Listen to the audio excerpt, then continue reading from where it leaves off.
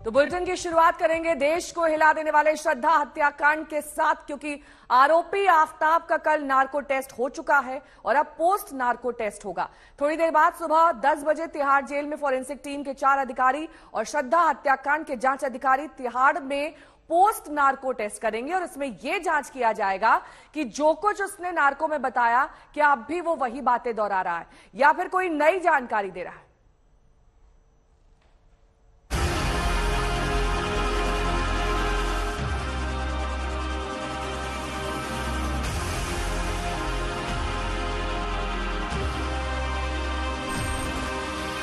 Polygraph test हो गया, narco test भी हो गया,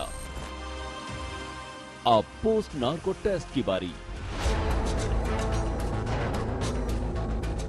देश को हिला देने वाले श्रद्धा वालकर मर्डर केस में आज जांच का एक और अहम दिन है। दिल्ली के तिहाड़ जेल में आज श्रद्धा मर्डर केस के आरोपी आफताब का पोस्ट नार्को टेस्ट इंटरव्यू होगा। सूत्रों के मुताबिक आफताब अब हाई रिस्क कैदी की श्रेणी में आ चुका है। पिछले दिनों रोहिणी एफएसएल के बाहर उस पर हमले की कोशिश हुई थी, इसीलिए दिल्ली पुलिस आफताब को पोस्ट नार्को टेस्ट के लिए तिहाड़ से बाहर कहीं ले जाने का रिस्क नहीं ले रही। एफएसएल के 4 अधिकारी और श्रद्धा हत्याकांड की जांच कर रहे जांच अधिकारी आफताब का पोस्ट नार्को टेस्ट करने खुद तिहाड़ जाएंगे। आफताब तिहाड़ जेल नंबर 4 में बंद है। आज के टेस्ट से जांचकर्ता अगर संतुष्ट नहीं हुए तो आफताब का एक बार फिर नार्को टेस्ट हो सकता है। कल करीब 2 घंटे तक दिल्ली के अंबेडकर अस्पताल में आफताब का नार्को टेस्ट चला। सूत्रों के मुताबिक टेस्ट के दौरान आफताब बार बार बेहोश हो रहा था। सूत्रों के मुताबिक नार्को टेस्ट के दौरान आफताब से जब पूछा गया कि श्रद्धा का फोन कहां है, तो आफताब ने जवाब दिया कि श्रद्धा का फोन उसने कहीं फेंक दिया था। आफताब ने ये कबूल किया कि उसने गुस्से में आकर श्रद्धा की हत्या की थी। आफताब ने श्रद्धा के शव के टुकड़े करने के लिए आरी के इस्तेमाल की बात को कबूल किया। आफताब से जब ये सवाल पूछा गया कि क्या कोई और भी इस हत्याकांड में शामिल है, तो उसने कहा कि इस हत्याकांड को उसने अकेले ही अंजाम दिया है। आफताब ने नार्को टेस्ट में श्रद्धा के शव के टुकड़ों को जंगल में ठिकाने लगाने की बात कबूल की है। नार्को में करीब 50 से ज्यादा सवाल उससे पूछे गए और इन सवालों के जवाब उसने जिस तरीके से दिए, ऐसे में निश्चित तौर पे आने वाले दिनों में इंटरोगेशन में इसका फायदा होगा। पॉलीग्राफ टेस्ट में लगभग 60 से ज्यादा सवाल उससे पूछे जा चुके हैं और नार्को में करीब 50 सवाल। ऐसे में ये वो सवाल थे जो पॉलीग्राफ टेस्ट में उससे पहले पूछे गए थे। अब ये देखना होगा कि इन तमाम सवालों की जो रिपोर्ट आती है उसके आधार पर पुलिस किस तरीके से अपनी जांच को आगे बढ़ा सकती है। नार्को टेस्ट के दौरान एफएसएल के साइकोलॉजिस्ट, टेक्नीशियन, फोटो एक्सपर्ट और अंबेडकर अस्पताल की मेडिकल टीम थी। दोबारा उसको लाया जाएगा सर, अगर जरूरत पड़ी तो पोस्ट नार्को टेस्ट भी किया जाएगा। सर, पोस्ट नार्को टेस्ट में कैसे संबंध क्या होता है? एक सेशन और किया जाएगा काउंसलिंग का। कब तक उम्मीद करें सर? जल्दी ही, अगर आवश्यकता हुई तो जल्दी ही वो कंडक्ट किया जाएगा। आफताब के खिलाफ पुलिस के सामने सबसे बड़ी चुनौती सबूत है, जिसके लिए उन्होंने एड़ी चोटी का जोर लगा रखा है, लेकिन अब तक अहम सुरागों की दरकार है। यही वजह है कि पुलिस अपना पक्ष मजबूत करने के लिए हर तरह की कोशिशों में जुटी हुई है। हिमांशु मिश्रा और वरुण सिन्हा के साथ अरविंद ओझा, दिल्ली आज तक। मेरे सहयोगी अरविंद ओझा इस वक्त तमाम जानकारी के साथ जुड़े हैं। अरविंद, 2 लाइन में ये समझा दीजिए कि पोस्ट नार्को टेस्ट होता क्या है।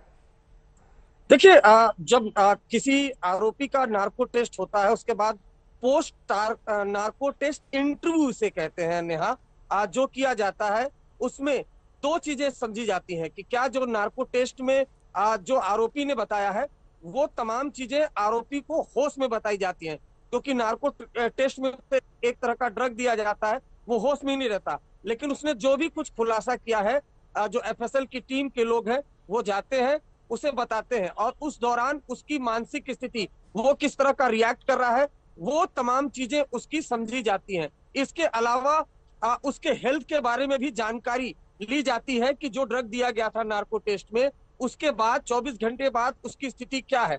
तो इसको कहते हैं पोस्ट नार्को टेस्ट इंटरव्यू, जो आज तिहाड़ की जेल नंबर 4 में होगा। और बताऊं, ये होना तो एफएसएल में ही था, लेकिन चूंकि अब वो हाई रिस्क बन चुका है, जिस तरह से उस पर हमले की कोशिश हुई, उसके बाद ये टेस्ट दिल्ली के बिल्कुल, तिहाड़ जाहिर तौर पर हर तरीके का एहतियात यहाँ पर दिल्ली पुलिस बरत रही है। अब आपको दिखाते हैं देश को हैरान कर देने वाली एक और खबर।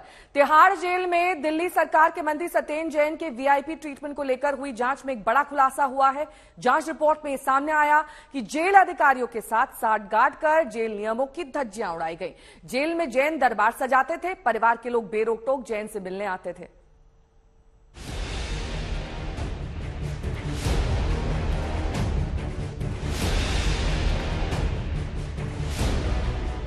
तिहाड़ जेल में मसाज कराते सत्येंद्र जैन। तिहाड़ जेल में बाहर का खाना खाते सत्येंद्र जैन। जेल में लगता था सत्येंद्र जैन का दरबार। जैन की सेवा में तिहाड़ के 5 कैदी। तिहाड़ जेल में दिल्ली सरकार के मंत्री सत्येंद्र जैन के चंपी मसाज की इस तस्वीर का चौंकाने वाला सच अब सामने आ गया है। जेल में सत्येंद्र जैन को मिले वीआईपी सत्कार को लेकर हुई जांच में कई चौंकाने वाले खुलासे हुए हैं। प्रधान सचिव गृह, प्रधान सचिव कानून और विजिलेंस सेक्रेटरी की जांच रिपोर्ट में कहा गया है कि मनी लॉन्ड्रिंग केस में तिहाड़ जेल में बंद सत्येंद्र जैन के सेवा सत्कार में जेल नियमों की जमकर धज्जियां उड़ाई। जांच कमेटी की रिपोर्ट में कहा गया है कि सत्येंद्र जैन ने जेल में अपने पद का गलत इस्तेमाल किया। उनकी तरफ से जेल के कई नियम तोड़े गए थे और उसी वजह से उन्हें कई वो सुविधाएं भी मिली जो दूसरे कैदियों को नहीं मिलती। जांच में सामने आया है कि जेल में सत्येंद्र जैन की सेवा टहल में 5 कैदियों को लगाया गया था। इन सभी कैदियों को जेल प्रशासन ने ही उनकी सेवा करने के लिए कहा था। इन कैदियों पर दबाव बनाने वालों में jail superintendent, jail warden, jail मुंशी भी शामिल थे। रिपोर्ट के मुताबिक कैदी किसी प्यार या लगाव की वजह से सत्येंद्र जैन की सेवा नहीं कर रहे थे, जैसा कि बर्खास्त जेल सुपरिंटेंडेंट अजीत कुमार ने अपने बचाव में कहा था। ये कैदी उत्पीड़न के डर से सत्येंद्र जैन की सेवा कर रहे थे। जांच कमेटी ने अपनी रिपोर्ट में डीजी जेल संदीप गोयल और सत्येंद्र जैन के बीच साठगांठ की तरफ इशारा किया है। गोयल के खिलाफ विभागीय जांच की सिफारिश की गई है। रिपोर्ट के मुताबिक जेल अधिकारियों से करीबी रिश्ते होने की वजह से सत्येंद्र जैन को खास अधिकार मिले। रिपोर्ट में यह भी सामने आया है कि सत्येंद्र जैन को अपने परिवार से मिलने की आजादी रहती थी। रिपोर्ट में कहा गया है कि जेल नंबर 7 की ड्यूटी पर तो बिना किसी मंजूरी के सत्येंद्र जैन के परिवार के सदस्यों की एंट्री होती थी। रिपोर्ट के मुताबिक जेल में सत्येंद्र जैन जब चाहते थे, जिससे चाहते थे, उससे मुलाकात करते थे। मनी लॉन्ड्रिंग केस में सह आरोपी वैभव जैन और अंकुश जैन, साथ ही ईडी के एक अन्य केस के आरोपी संजय गुप्ता और रमन भुरारिया के साथ वो तिहाड़ में दरबार लगाते थे। ये दरबार तिहाड़ जेल में कर्फ्यू के समय भी लगाया जाता था। दूसरे कैदियों के जेल अकाउंट कार्ड्स का फल, खाना और दूसरे चीजों के खरीद के लिए बेनामे इस्तेमाल किया। ये कार्ड जेल वार्डन और दूसरे पैसे वाले कैदियों के द्वारा रिचार्ज कराए जाते थे। तिहाड़ में सत्येंद्र जैन के वीआईपी ट्रीटमेंट पर ये जांच रिपोर्ट सनसनीखेज है। सत्ता के रसूख के आगे कायदे कानून कैसे टूटते हैं, जांच रिपोर्ट में ये बेनकाब हो गया है। कुमार कुणाल, दिल्ली, आज तक। अमित भारद्वाज मेरे सहयोगी इस वक्त तमाम जानकारी के साथ जुड़ गए हैं। अमित, देखिए, सिर्फ निशाने पर सत्येंद्र जैन नहीं है, अब लपेटे में जेल अधिकारी भी आ गए हैं। किस तरीके से उनकी मुश्किलें बढ़ सकती हैं? जी बिल्कुल सही नेहा, अब सिर्फ निशाना इस वक्त सत्येंद्र जैन पे नहीं है, क्योंकि रिपोर्ट सामने आई है और देखिए 3 सदस्यीय रिपोर्ट है जिसका हवाला हम दे रहे हैं और उसमें कई सारे ऐसे डिटेल्स हैं जो चौंकाने वाले हैं। इस रिपोर्ट के तहत असल में ये पूरा का पूरा मामला तब तूल पकड़ा था जब एक के बाद एक स्टिंग ऑपरेशंस रिलीज हो रहे थे तिहाड़ जेल से और फिर इसकी जांच बिठाई गई। तो जांच प्रक्रिया में, जैसा कि हम अभी बता रहे थे अपने दर्शकों को नेहा, कई सारे जो वायलेशंस हैं वो सामने आए हैं और सबसे अहम वायलेशन उसमें ये दिखने को आता है कि 4 से 5 व्यक्तियों को सत्येंद्र जैन की सेवा में लगाया गया था। ये लोग अपनी मर्जी से सेवा नहीं कर रहे थे, बल्कि उनके ऊपर जेल एडमिनिस्ट्रेशन का दबाव था। और जो अहम बात निकल के आई है कि 2 अधिकारियों का नाम भी आया है इस रिपोर्ट में, जो लगातार सत्येंद्र जैन से मुलाकात करते थे, जिनकी करीबी रिश्ते होने की बात कही गई है। तो ऐसे में उन जेल अधिकारियों के लिए मुश्किलें अब बढ़ सकती है, क्योंकि वो जांच के घेरे में हैं और एक कमेटी की रिपोर्ट बकायदा इस मामले में सामने आ गई है। तो अब सिर्फ राजनीतिक आरोप नहीं है, बिल्कुल राजनीतिक आरोप प्रत्यारोप का दौर जारी है। बहुत बहुत शुक्रिया अमित इस तमाम जानकारी के लिए आपका। वहीं दिल्ली के जवाहरलाल नेहरू यूनिवर्सिटी में नया सियासी विवाद पैदा हो गया है। जेएनयू की दीवारों पर जातिगत टिप्पणी करते हुए धमकी दी गई है और सिर्फ छात्रों ही नहीं बल्कि दक्षिणपंथी विचारधारा से जुड़े शिक्षकों को निशाना बनाया गया है। देश की प्रतिष्ठित यूनिवर्सिटी में से एक जवाहरलाल नेहरू विश्वविद्यालय, जो अपनी शिक्षा के साथ अब की आधुनिक राजनीतिक लड़ाई में विवादों के केंद्र में रहती है, जेएनयू के भीतर दीवारों पर लिखे जातिवादी नारे क्या एक नए विवादों के सेंटर में इस सेंट्रल यूनिवर्सिटी को ला देंगे? स्कूल ऑफ इंटरनेशनल स्टडीज की दीवारों पर लाल रंग से ब्राह्मण और बनिया जाति के छात्रों को भारत छोड़ने और फिर धमकी भरी लैंग्वेज में लाल रंग से लिखा गया। ऐसी बातें जेएनयू में स्कूल ऑफ इंटरनेशनल स्टडीज के 2nd और 3rd फ्लोर पर लिखी पाई गयी। जेएनयू की उन महिला प्रोफेसर के केबिन के दरवाजे पर भी शाखा लौट जाओ का नारा लिखा गया, जिन्हें नवंबर 2019 में लेफ्ट संगठन से जुड़े छात्रों ने लंबा घेराव करके रोका था। इन विवादित नारों को लेकर एबीवीपी और लेफ्ट संगठन के बीच अब तू-तू मैं शुरू हुई है। लेफ्ट के लोगों ने जेएनयू कैंपस में हमेशा से जहर घोलने का काम किया है। यहाँ पे जो छात्र समुदाय के बीच में और समाज के बीच में ऐसी जाति सूचक बातें लिखना, लोगों को गालियां देना, हेट फैक्ट्री जेएनयू को बना दिया है। ऐसी चीजें अगर जेएनयू के छात्र समुदाय में जाएगी तो किस टाइप का हम देश के लिए किस टाइप के ह्यूमन रिसोर्स को तैयार कर रहे हैं, एक बार हम सभी को सोचने की आवश्यकता है। लेफ्ट के संगठनों ने एबीवीपी के आरोपों को नकारा है। जरूरी है कि वक्त रहते प्रशासन इसकी जांच करे, कार्रवाई करे, वरना ये विवाद बड़ा होगा तो फिर से शिक्षा की यूनिवर्सिटी सियासत के दंगल की गवाह बनने लगेगी।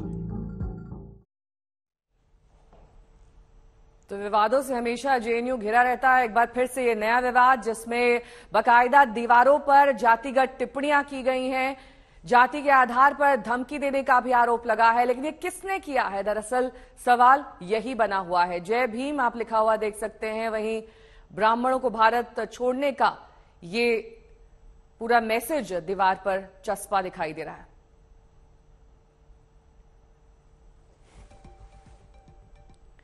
अगली खबर का रुख करेंगे। ये बड़ी खबर सिद्धू मूसेवाला मर्डर कांड से जुड़ी हुई है। मर्डर के मास्टरमाइंड गोल्डी बरार को कैलिफोर्निया में पकड़ लिया गया है। खुफिया एजेंसी के सूत्रों के हवाले से मिली जानकारी के मुताबिक 20 नवंबर के आसपास सतेंद्रजीत सिंह उर्फ गोल्डी बरार को कैलिफोर्निया से हिरासत में लिया गया। हालांकि अब तक कैलिफोर्निया की तरफ से इस मामले में कोई आधिकारिक बयान भारत सरकार को नहीं मिला है। जून में गोल्डी बरार के खिलाफ इंटरपोल ने रेड कॉर्नर नोटिस जारी किया था।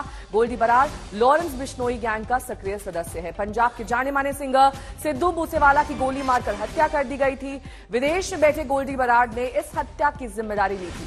सिद्धू मूसेवाला के पिता ने गोल्डी बरार को पकड़वाने वाले को अपनी जेब से 2 करोड़ रुपए देने का ऐलान किया था।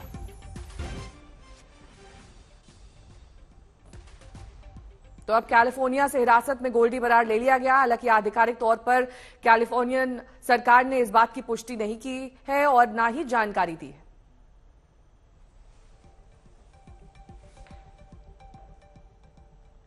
बात अब गुजरात चुनाव की करेंगे। कांग्रेस अध्यक्ष मल्लिकार्जुन खड़गे के रावण वाले बयान पर कल पीएम मोदी ने कांग्रेस पर तीखा पलटवार किया।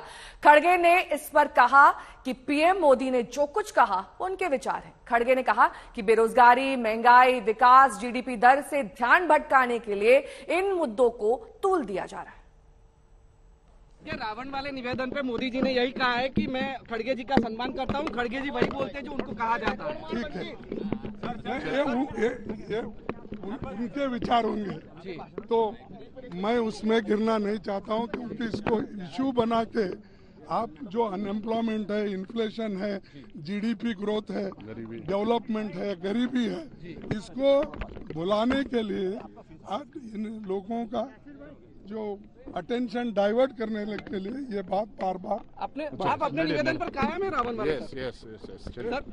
उससे क्या, एक बार जो बोलता हूँ वो लीजिए। और आइए अब आपको दिखाते हैं खड़गे के बयान पर कल पीएम ने क्या कुछ कहा था। भाइयों बहनों, આપણે જાણીએ છીએ કે આ કોંગ્રેસ પાર્ટી એ રામના અસ્તિત્વને સ્વીકાર નથી કરતી. આ કોંગ્રેસ પાર્ટી અયોધ્યામાં ભગવાન રામ મંદિરને પણ ભવ્ય રામ મંદિરમાં પણ એનો વિશ્વાસ નથી. આ કોંગ્રેસ પાર્ટી એને તો રામ સેતુ સામે વાંધો. એવી કોંગ્રેસ પાર્ટી મને ગાળો બોલવા માટે રામાયણમાંથી રાવણને લઈ आई. बोलो. और गुजरात चुनाव में पहले दौर की वोटिंग के बाद अब दूसरे चरण के लिए प्रचार का काउंटडाउन जारी है. लिहाजा सभी दल के नेता आखिरी राउंड के ताबड़तोड़ प्रचार में जुट गए हैं. आज लगातार दूसरे दिन पीएम मोदी गुजरात में 4 रैलियों को संबोधित करेंगे. पीएम बनासकांठा, पाटन, आणंद और अहमदाबाद में जनसभा करेंगे. 12 बजे बनासकांठा में, 1:30 बजे पाटन में, 3:45 बजे आणंद में और 7 बजे अहमदाबाद में पीएम का धुआंधार प्रचार देखने को मिलेगा.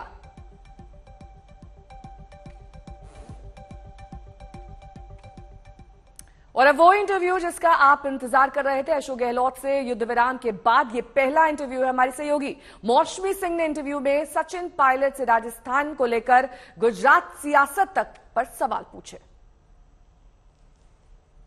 आज तक पर इस खास चर्चा में हमारे साथ जुड़ रहे हैं कांग्रेस पार्टी के वरिष्ठ नेता सचिन पायलट. गुजरात के सियासी समर से लेकर राजस्थान के रण के बारे में हम चर्चा करेंगे. सचिन, बहुत बहुत स्वागत है आपका आज तक पर. सबसे पहला सवाल, गुजरात में लगातार कहा जा रहा है कि कांग्रेस तीसरे पायदान पर है, यानी कि तीसरी प्लेयर है. कितनी सच्चाई लग रही है? आप गुजरात में है, प्रचार कर रहे हैं, कितनी सच्चाई इस बात में कि मुख्य मुकाबला भाजपा और कांग्रेस के अंदर है और भाजपा का 2.5 दशक का शासन लोग देख चुके हैं और एक फटीग लोगों के अंदर बैठ चुका है. कांग्रेस पार्टी के पास इतने संसाधन नहीं होंगे, लेकिन कांग्रेस पार्टी का जो वर्कर है, जो हमारे क्षेत्र के, इलाके के, जिले के, प्रदेश के नेता हैं, उन सब ने बहुत मेहनत करी है और मुझे लगता है कि पहले से ज्यादा बड़ी चुनौती इस बार हम लोग देंगे, हम कामयाब भी होंगे. लेकिन मैं मानता हूं कि जिस प्रकार का हमने मैनिफेस्टो तैयार किया है, जो रूपरेखा तैयार करी है, जो ब्लूप्रिंट हमने जनता को दिया है, तो लोग बहुत पसंद कर रहे हैं. और भाजपा का कंटिन्यूस शासन रहा, देखिए दिल्ली में रहा, गुजरात में रहा, तो आज जो सारे इश्यूज हैं उस पर वो अपनी जिम्मेदारी से बच नहीं सकते. जवाबदेही हमने तय करी है और अंत में 8 तारीख को परिणाम देखिएगा, कांग्रेस के पक्ष में आएंगे. जी, आपने आम आदमी पार्टी का जिक्र किया. यहाँ पे राहुल गांधी ने कहा था कि आम आदमी पार्टी जो है हवा बनाई जा रही है उसकी. अरविंद केजरीवाल पलटवार करके कहते हैं कि कांग्रेस की जमानत जब्त हो जाएगी. तो फिर कांग्रेस अपने आप को कहां पे खड़े देख रही है? अब और क्या कहेंगे वो भाई. आम आदमी पार्टी का परफॉर्मेंस हमने देखा है, उत्तराखंड में देखा है, यूपी में देखा है, अब आप हिमाचल में देख लीजिए, वहां भी 0 आएगा. तो गुजरात में भी इन्होंने हाइप क्रिएट करने की कोशिश की है. मैं समझता हूँ बहुत पैसा उन्होंने लगाया है मीडिया में, सोशल मीडिया में. लेकिन उनका जो नेटवर्क है, कांग्रेस का जो है परंपरागत जो वोट बैंक है, जो हमारा कार्यकर्ता गांव में, शहरों में, वार्ड में है, उसको कोई कम्पीट नहीं कर सकता. तो मुख्य मुकाबला भाजपा कांग्रेस का ही होगा. पहले भी यहाँ पर छोटी मोटी पार्टियां चुनाव लड़ती आई हैं, लेकिन बहुत ज्यादा उनको सीट्स या वोट मिलेंगे, मैं ऐसा नहीं मानता. गुजरात में मल्लिकार्जुन खड़गे साहब का भी बयान सुर्खियों में है. रावण उन्होंने बुलाया, 100 सर वाला रावण प्रधानमंत्री नरेंद्र मोदी को. एक वक्त था जब मणिशंकर अय्यर के बयान ने कांग्रेस को काफी नुकसान पहुंचाया था. क्या ये बयान भारी पड़ेगा कांग्रेस पर? ये बड़ा सवाल है. सरासर गलत है. पहली बात तो खड़गे साहब ने ऐसा कुछ नहीं कहा. उसको जानबूझ के ट्विस्ट किया जा रहा है अपने आप सिंपैथी लेने के लिए.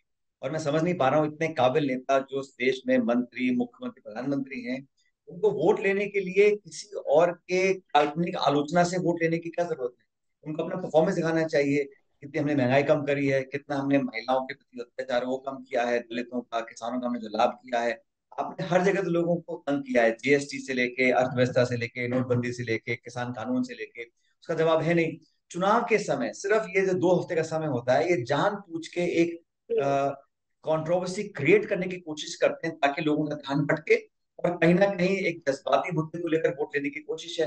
दरअसल पर हार्ड फैक्ट के साथ अगर अपना परफॉर्मेंस की रिपोर्ट कार्ड लेकर जाएंगे तो लोग वोट डालने वाले नहीं है. इस बार भी कोशिश की है, किसी कोई नेता ने कुछ कहा नहीं कहा, और खड़गे साहब ने सब बिल्कुल नहीं कहा जैसे पेश किया जा रहा है. वो सिर्फ डाइवर्ट करने के लिए, मुद्दों से लोगों का ध्यान हटाने के लिए, और अपनी जो परफॉर्मेंस है. अब जो हमारे यहाँ के मुख्यमंत्री हैं गुजरात के, मैं दावा करना चाहता हूँ कि अधिकांश लोगों को नाम तक नहीं पता है. तो वो तो कंट्रोल कहीं और से हो रहे हैं. ये तो सिर्फ एक ध्रुवीकरण कर भावनात्मक मुद्दों को बढ़ाकर वोट लेने की एक मुहिम है जो बीजेपी ने चलाई है। लेकिन 8 तारीख को जो परिणाम आएंगे आप देखिएगा, स्पष्ट बहुमत के साथ हम लोग सरकार बनाएंगे हिमाचल प्रदेश के अंदर।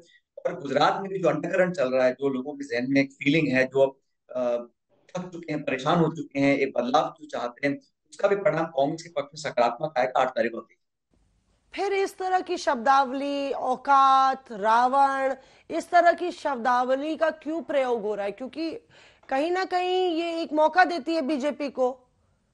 मौका देने की बात नहीं है, ये मौका लेने की कोशिश करते हैं। भाई मुद्दों पर, जमीनी हालातों पर चर्चा करने से बचते हैं, डिबेट करने से बचते हैं। सिर्फ कभी धर्म की, जाति की, मुझको ये कहा, मुझको नीचा दिखाया, मुझको फलाना बोला, ढिमकाना बोला, ये कोई इलेक्शन इशू थोड़ी ना होते हैं। ये तो मीडिया में क्रिएट किए जाते हैं। प्रधानमंत्री एक पद होता है, उस पद की गरिमा को सबको ध्यान रखना पड़ता है। हम देश के प्रधानमंत्री, राष्ट्रपति, सबका स्पीकर का सब सम्मान करते हैं। लेकिन पॉलिटिकल जो अखाड़ा है, यहाँ पे पॉलिटिकल बात करनी चाहिए ना। यहाँ व्यक्तिगत मेरा अपमान, मेरा इज्जत, मेरी ईगो, इसमें हटाना चाहिए।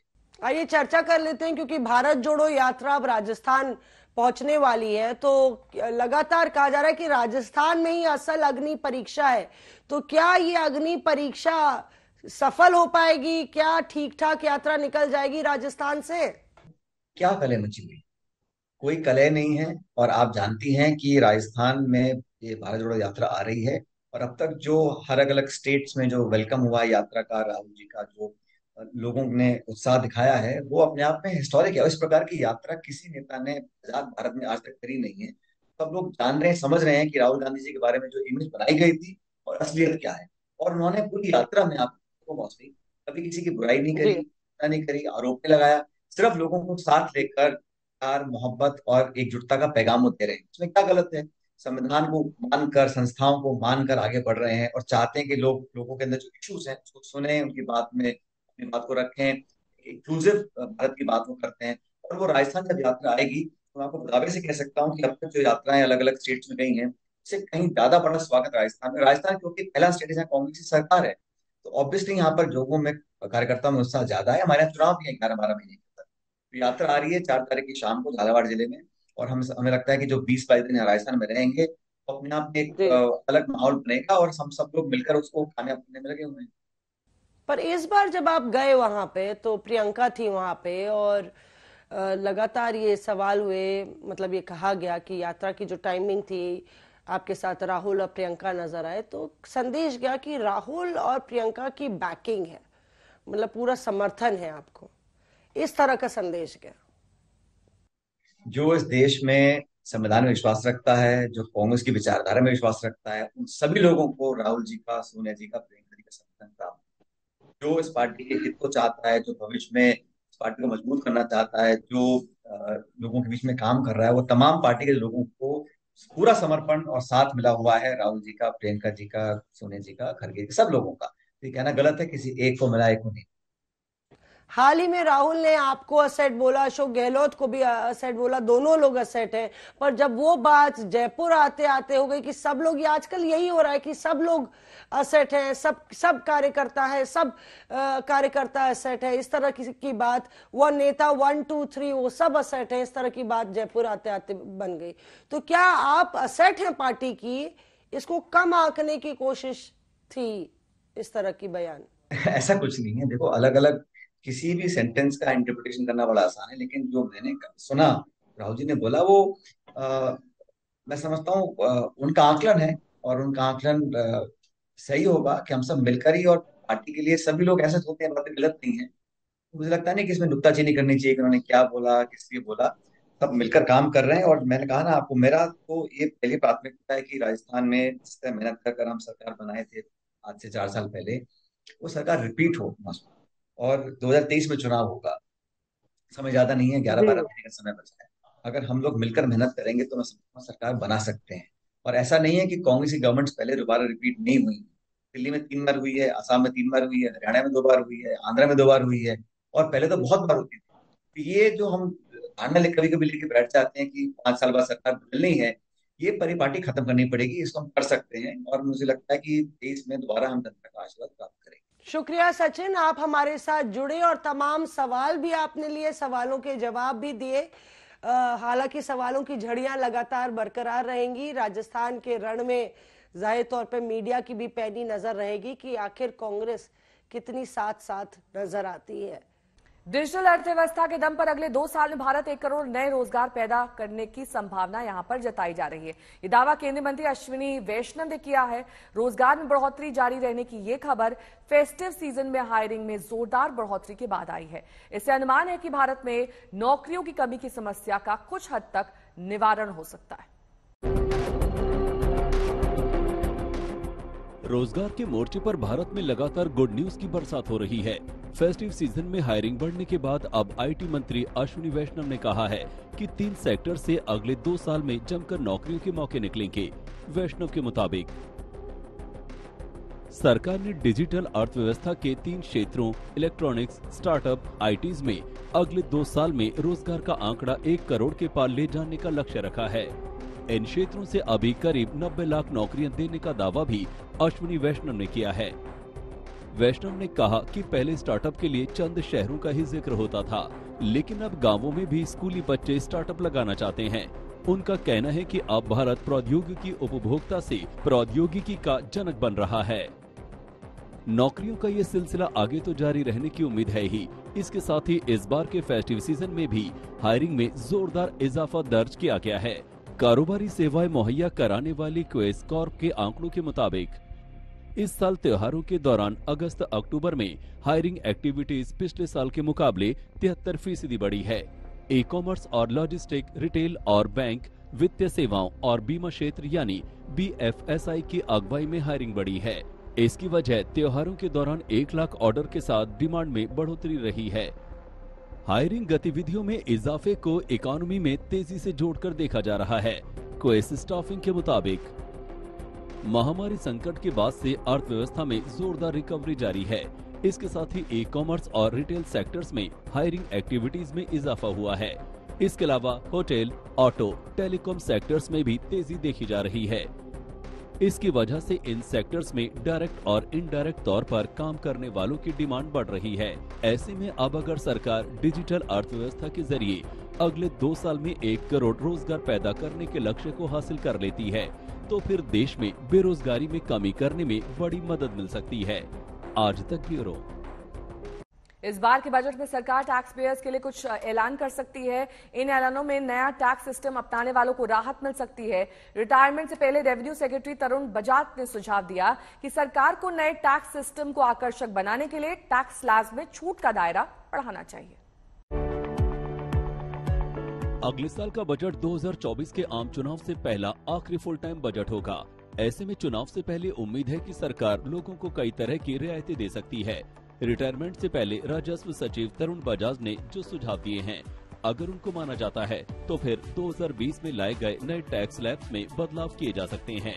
सरकार इस नई प्रणाली में ज्यादा से ज्यादा लोगों को जोड़कर पुराने टैक्स सिस्टम को खत्म करके केवल एक ही टैक्स प्रणाली को जारी रखने का फैसला कर सकती है। Yes, there is a need to simplify the tax rates. There is a need to simplify the process of the personal income tax. Now, if they say a relief, I don't know what exactly CII means in terms of relief, because if you look at tax to GDP ratio for our country, we are still very low, and there's a need to have more taxes. But yes, I agree to this front, and I am of strong view that our taxes should not come from increasing the tax rates, but from expanding the tax base. So our effort should be there. So all these efforts and capital gains tax also, we need to do something on that. फिलहाल tax की 2 प्रणाली मौजूद हैं। पहली प्रणाली, जिसे old system कहा जाता है, इसमें 5 लाख तक की इनकम पर किसी तरह का टैक्स नहीं जमा करना होता है। इसके अलावा भी 80C के तहत 1.5 लाख रुपए के निवेश पर टैक्स जमा करने से छूट मिलती है। इस हिसाब से तकरीबन 6.5 लाख तक की इनकम पर टैक्स नहीं देना पड़ता है। ऐसे में तरुण बजाज ने सुझाव दिया है कि टैक्स सिस्टम में बगैर किसी छूट के 6.5 लाख तक की इनकम टैक्स फ्री करनी चाहिए। अब सवाल उठता है कि कैसे नए टैक्स सिस्टम को लोकप्रिय बनाया जा सकता है। इसके लिए बजाज का सुझाव है कि टैक्स सिस्टम के न्यूनतम टैक्स स्लैब 2.5 लाख को बढ़ाकर 7 लाख कर देना चाहिए। इसके लिए केवल ये देखना होगा कि रेवेन्यू पर कितना असर लिमिट बढ़ाने से होगा। भारत में बड़ी संख्या में ऐसे करदाता मौजूद हैं जो अपनी सालाना इनकम 7 लाख से भी कम जाहिर करते हैं। तरुण बजाज के मुताबिक ऐसे में जरूरत है कि टैक्स स्कीम पर फिर से मंथन किया जाए और एक ऐसा सिस्टम बनाया जाए जिसमें छूट के विकल्प घटाकर टैक्स स्लैब्स को बड़ा किया जाए। बजाज का मानना है कि ऐसा करने पर ज्यादा से ज्यादा लोग नए टैक्स सिस्टम का हिस्सा बन सकते हैं। जानकारों का भी मानना है कि अगर ऐसा हुआ तो फिर सरकार के लिए 2 की जगह एक ही टैक्स सिस्टम को बनाए रखने का फैसला करना आसान हो जाएगा। जो डिडक्शंस का क्वांटम है, HRA की डिडक्शंस, LTA की डिडक्शंस, स्टैंडर्ड डिडक्शंस और बाकी की हाउसिंग लोन की इंटरेस्ट और प्रिंसिपल की डिडक्शंस, इन सब का टोटल कहीं ना कहीं 2.5 लाख रुपए से ज़्यादा हो जाता है, जबकि नए और पुराने स्लैब में डिफरेंस जो आता है वो सिर्फ 2.5 लाख रुपए तक का ही है। तो जैसे ही हमारी डिडक्शंस के अमाउंट 2.5 लाख से ज़्यादा है, जनरली हमारे केसेस में पुराने स्लैब्स में, पुरानी वाली स्कीम में टैक्स लाइबिलिटीज कम बनती है as compare to new regime. तो इस वजह से ज्यादातर लोग अभी वह नई स्कीम को ऑफ नहीं करते। हम लोग की तरफ से यही सजेशन है कि नई स्कीम को बेनिफिट थोड़े से बढ़ाने पड़ेंगे। अब देखना यही है कि सरकार किस तरह से आने वाले बजट में लोगों को राहत देने के लिए टैक्स की टेंशन में कमी करने का फैसला करेगी। आज तक ब्यूरो।